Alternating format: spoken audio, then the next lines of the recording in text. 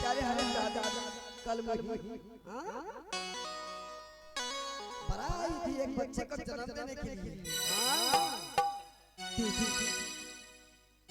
क्यों ऐसी बहकी बहकी बातें कर रही हो? अगर तुम मेरे बच्चे को छुपा करके रखी हो या मजाक में बोल रही हो, बोलो ना, क्या ये सच है कि मैं एक ईंट और पत्थर को जन्म दिया हूँ? और पत्थर को जन्म दिया है, तू कोई पुत्र नहीं दिया है जन्म, समझ गई? और जो तुम्हारे शरीर पर ये वस्त्र है, चले उतार और इस मांस से निकल।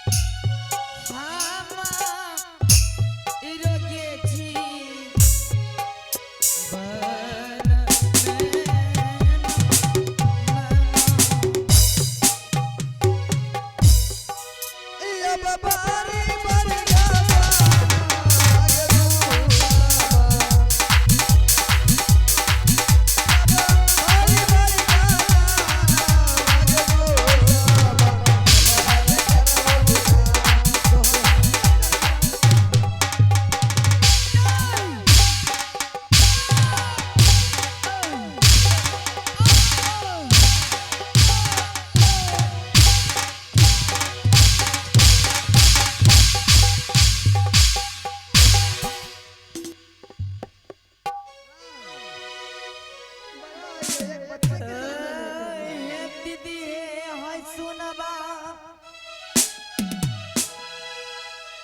हमरो हे बच्चा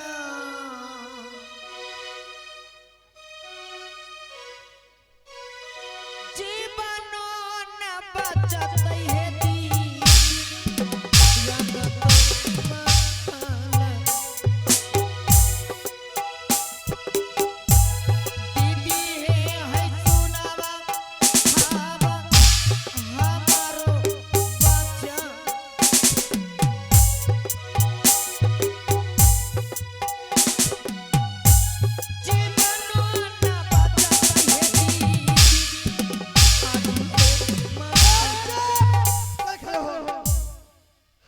याद क्या खड़ी हो जाऊंगी? हाँ ठीक है चल खड़ी हो।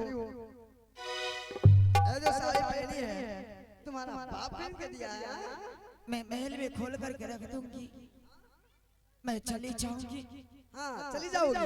हाँ, मैं इतना मार नहीं खाऊंगी अब। नहीं खाओगी? नहीं।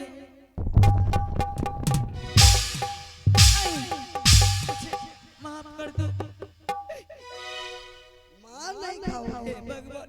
हाँ? इसके गुस्सा से माइक भी गिर जाता है। गिर